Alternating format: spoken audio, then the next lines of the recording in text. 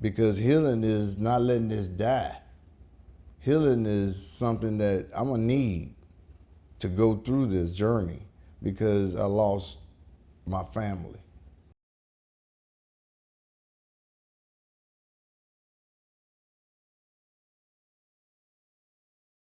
You know, I think I'm just going to start off, and this is what I often do in these cases, is just tell me about your family. My family was a devoted family. My family was inspiring. My family was loving. My family was together when they even passed away. The blessing part of it was they all died at the same time. And we have record of that they all passed at the same time. They were fun-loving. I mean, I never knew that Zabar was that involved with the kids like he was.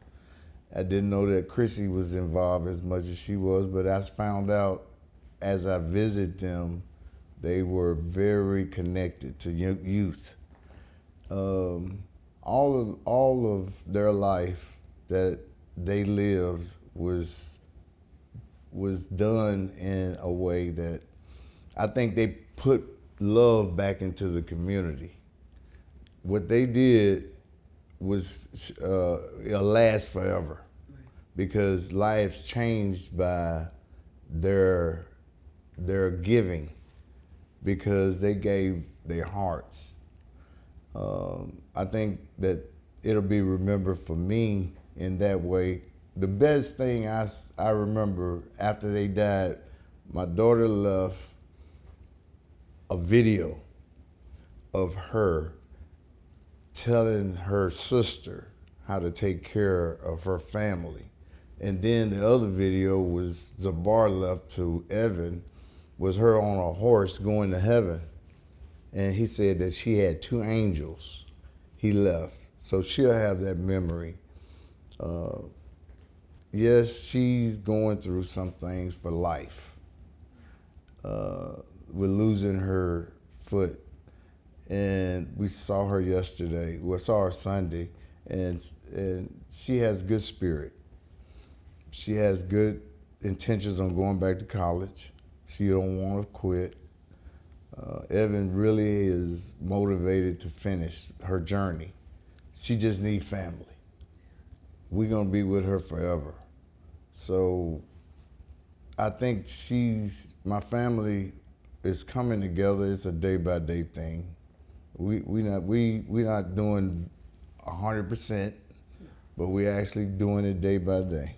Well, it's like waking up in a nightmare. Yes, absolutely, because that was tragic. And that was just one of those things you never think of. You hear about it, but you don't think that it would happen to you. But it did. So we making it through. Where were they headed? They were headed back to Fort Worth because Evan had to go to work that day. And Evan had to go to work, and they were trying to get back. I think they got held in a traffic jam. And this guy came plowing sleep and ran into the rear of them and crushed them. That was, I'm a truck driver. I would never do that. But that was something that's traumatic. The guy admitted that he went to sleep. That's very careless to me. It's not really thinking about lives out there on the road.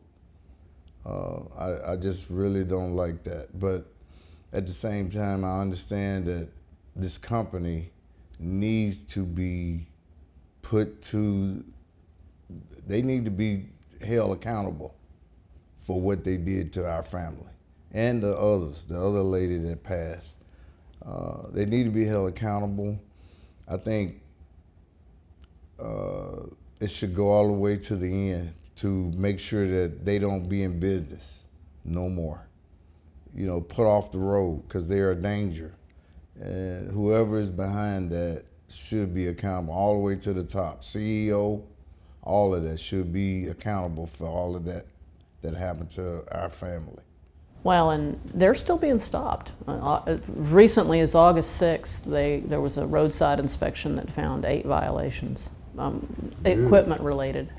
Good. So they're still on the highways.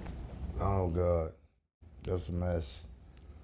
Yeah, I mean it's out there, but they need to be shut down, because as a driver we go by rules.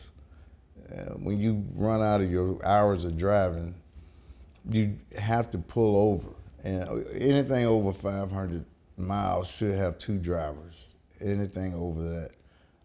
If they weren't following DOT regulations, they should be shut down, because that driver should have had a co-driver, but they didn't. So this is something that's going to be, focus need to be on that, and focus need to be on the company about a lot of falsifying information that they did. How shocking was some of what we've reported been to you? Oh, I was at work that day, and I saw it on television, and I never thought it was my daughter and her family. I walked out of the break room and went back to work, because I get off at 5 o'clock, and I never thought it was my daughter and her family. It was shocking that Monday when I found out, because it took them 2 days. It was such a tragic incident that things were destroyed in the accident. So we found out Monday around 1:30. And I got a call from my daughter, Tennille, and Tennille told me, "Daddy, are you sitting down?" And I said, "Why?" I said, "Whichever it is, you can tell me." And she said, "Daddy, are you sitting down?" And I said, "Okay, I'm sitting down now, Neil. Tell me." And she said, "Chrissy and Kason and Zabar were killed in a car accident." And, and it really shocked me. I mean, I didn't believe her, because there was another truck wreck that day in Benbrook. And I say, they didn't say anything about 3 people getting killed or 4 people. I called Benbrook. Benbrook told me it wasn't there. They told me that it could have been in Terrell. And I knew, I saw that on TV Saturday. And I knew what that looked like. And that looked like no one should have survived, because the cars were crushed. And I called Terrell. Terrell told me to call DOT. I called DOT. DOT told me the people's names, and they gave me an officer, Harris, that I was supposed to call.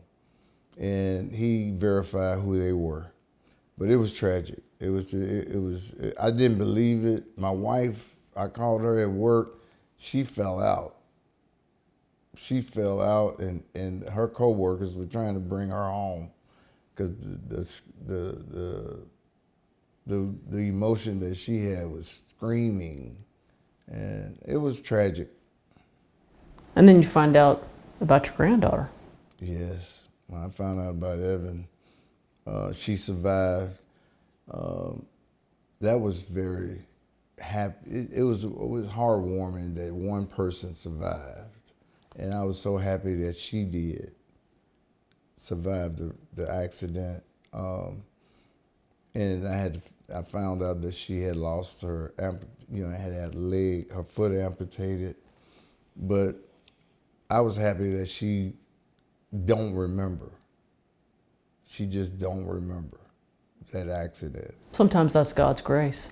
Yes, it is. I think it is. I'm so thankful that she don't, because what she would have saw would have been tragic. So I don't even know if tragic begins to cover it, That's true. I mean, tragic is a small version of what happened to us. Hurt and loss is something that I think I'll never have again.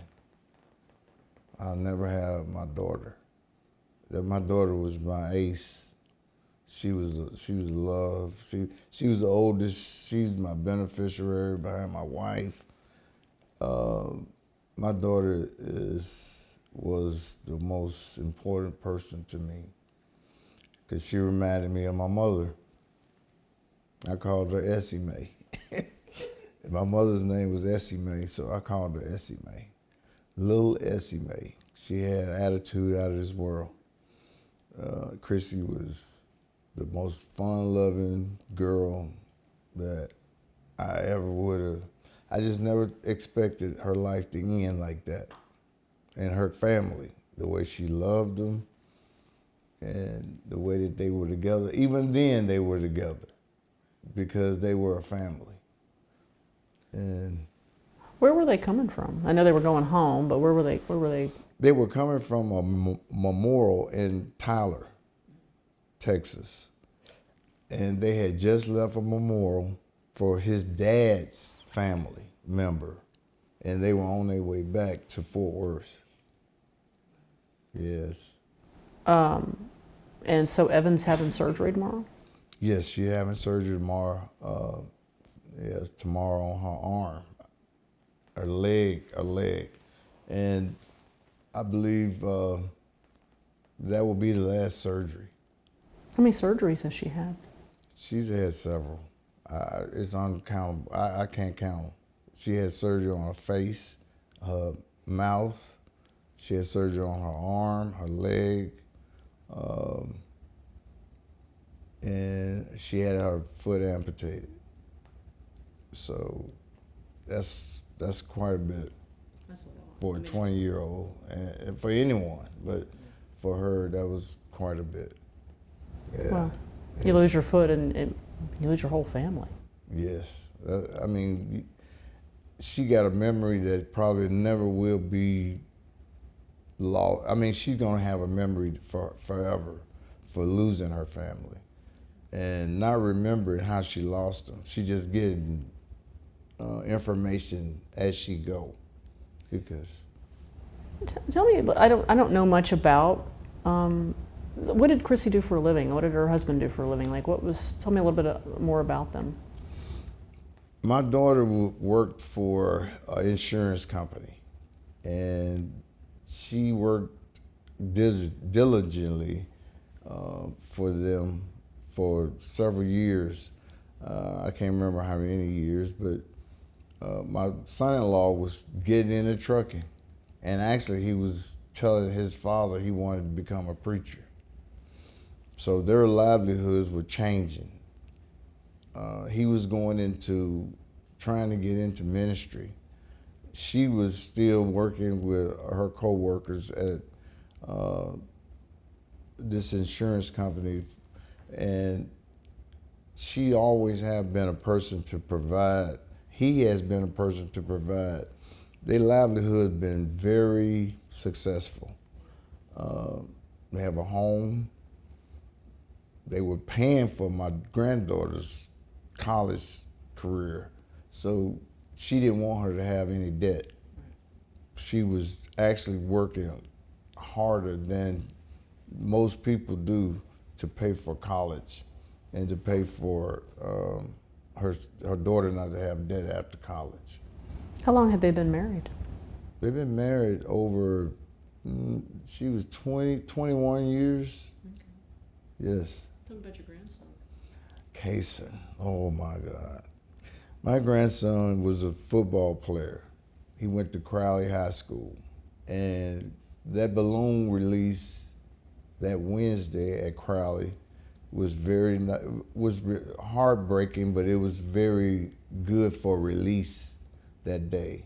But Kason, we went out to eat crab legs before this all happened, and he kept asking me, "Papa, can I get more? Papa, can I take this home?" Kason was a fun-loving young man. All our grandsons, they came over and played basketball over here. And we had, I played with them, but we had a great time playing together. Basketball, football. I went to all his games. I changed my schedule this year in order to go to his games at Crowley on Thursday nights for his football the nights they played. But Kason was a fun-loving young man. He was dedicated to his mother. Anything I gave him, he gave to his mother to keep for him. So he was very connected to Krishaun. But yeah, he was a great young man. He was one of those guys that he wouldn't disrespect a grown person, and he wouldn't be involved with a bad gang of people. He was a very mannerable young man, and I will always remember my grandson for that. I will always remember him for his love for his mother, his love for his sister, and his love for his dad. He had so much respect for his grandparents, and we just always admired him. Very good young man. What does healing look like? Healing is a day by day. It's a process. It's not something that I would say will happen tonight or tomorrow. Because you look at pictures and you see the memories. Healing is my wife and my church and my pastor. Healing is the people that prayed for us during this journey. Healing is you all being here with us and keeping this story alive. Because healing is not letting this die. Healing is something that I'm gonna need to go through this journey because I lost my family. And I'm gonna need help from the community. I'm gonna need help from anybody that want to pray for me, to give me support, because this ain't ever gonna go away. It's something that'll always be there, but healing is a process. And I don't know that you ever, when you lose someone like this, that you ever really, I mean, and the hurt never goes away. Yeah. You know, I don't know if it's scabs over, but it's time. When they say it takes time, I think there's a lot of truth to that. Yes, it is. I think so. It takes time, and the time is something that I'm not gonna rush, because I try to explain to people that ask how you doing, and when they ask how you're doing, you don't know what to say. It's kind of like, what do you think I'm doing? Or you can't put a word on how you really doing, because it's different every day. Some days it's anger, some days it's frustration, some days it's why, some days it's what. Could it been different? Why didn't they do this? It's all kinds of questions that you ask, but most of it is positive information you get, not negative. Most of it is positive. What do you want to see out of all this for Evan? I want to see her taken care of. I want to see her. She had a life of need with health care, and she got a life that she gonna need for the people, family taking care of her. I want to see her being financially able to support herself on her own, and she'll have kids one day, because we were talking about that the other day, and I want to see her have a family. And I want to be here to see it. Pray and hope God let me live to see Evan have a family. How many kids do you have? I have 3. You had 3, so Chrissy was the oldest? Yes, Chrissy was the oldest. What's your reaction when you realized this was a Postal Service load? I know that the Postal Service does a lot of stuff, but I think that they should be accountable. I think the post office should have had someone that monitored their deliveries. And I think the post office should be held accountable too, because they need to be held accountable. Because it wasn't two drivers. Yes. Somebody wasn't checking to make sure there were two drivers. Absolutely, absolutely. It should have been two drivers and a load going over 500 miles. And one of the things that former truck drivers for this company have told us is that, and they've provided us documentation, that whenever they would get close to the miles, they would change the shipping and backdate it. Yes, I heard about that, and that person that did the falsification of that paperwork should be held accountable too, because that's falsification of paperwork. DOT is probably going to get that information, and I'm sure that DOT going to do what they need to do in order to convict that person for that crime. Yeah, and we don't know in this particular case if they did that. What we do know is that when they did the post-crash inspection, they found 7 hours of service violations on the part of the driver. Oh wow! Yeah, that's bad for a driver. The company too, they should be held accountable for that. I don't think the dispatcher should have been dispatching a driver with that kind of hours of service. That's something that definitely shouldn't have never happened. Well, you're a truck driver. Yes, I am a truck driver. How many years have you been driving? 27 years. No accidents, no tickets. No just warnings, but no accidents. You know how it's done. Yes, I do. And I try to go by the book. That's what I do. If I'm tired, I'm gonna pull over. If I got a sleeper, definitely, I'm gonna pull over. And there's no reason for that. I walk around, I get out of the truck, I'll eat, I go to a restaurant, I'll do whatever it takes in order to stay alert. Tell me a little bit more about those videos.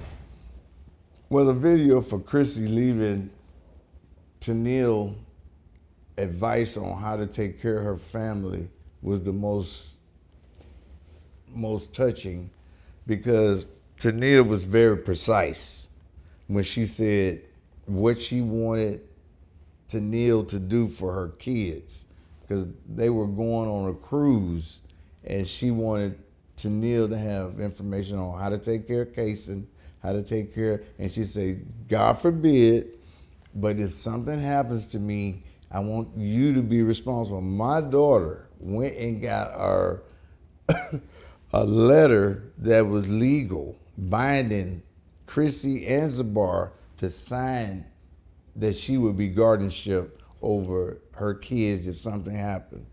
So that video is still evidence of Chrissy leaving in charge of her kids.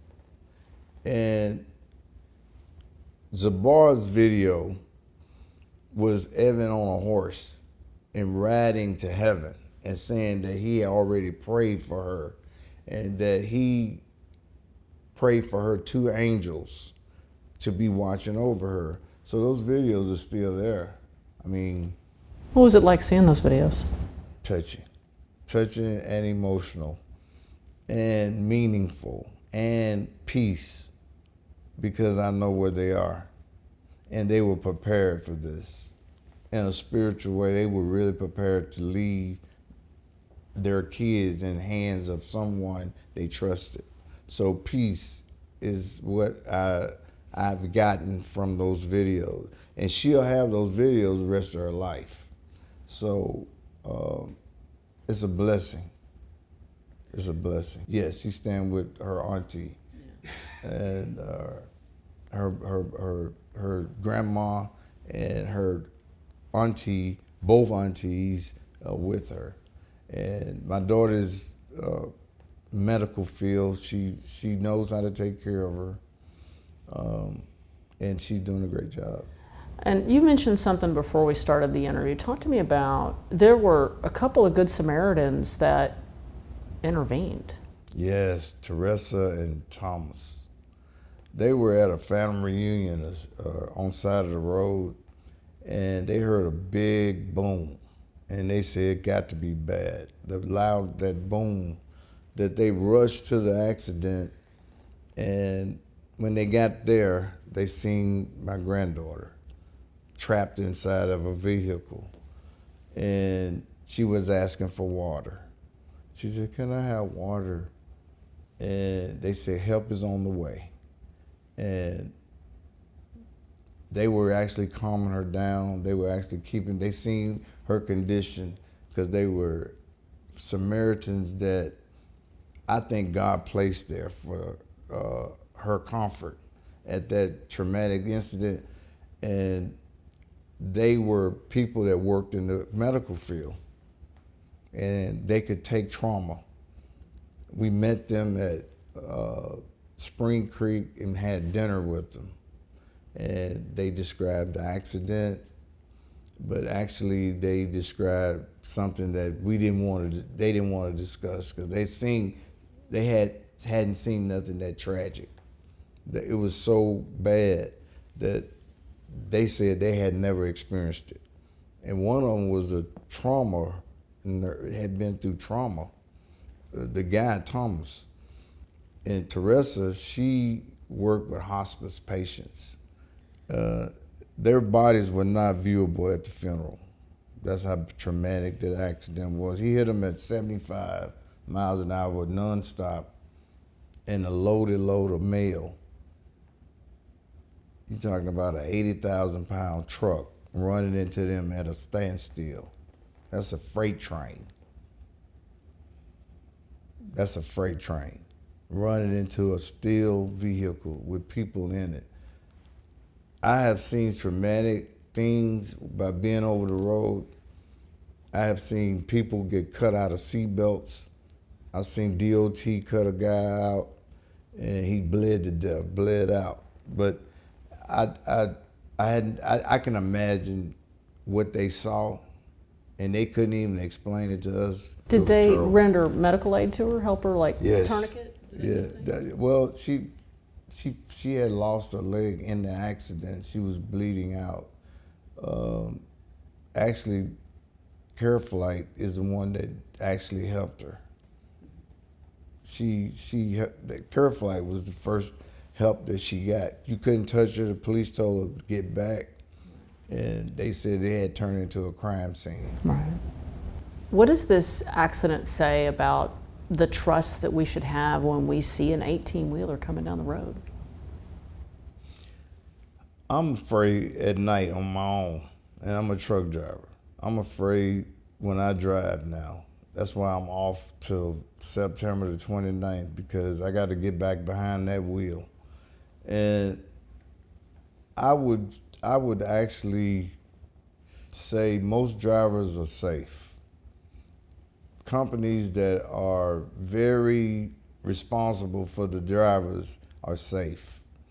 We have to have product delivered to our stores. We got to have trucks. Nothing comes from the port to the store unless we truck it. So trucking is very needed.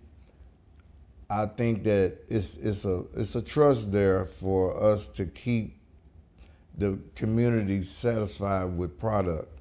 So I don't think no one should be in fear unless a driver is out there that's unsafe. I'm not thinking that most drivers are unsafe. Most drivers that are safe are the drivers that thinks like I do. They're not drivers that go out there putting your life in danger, my wife's life in danger, my other daughters. But most drivers are safe. But it's some out there that's not. You got to look out for those drivers.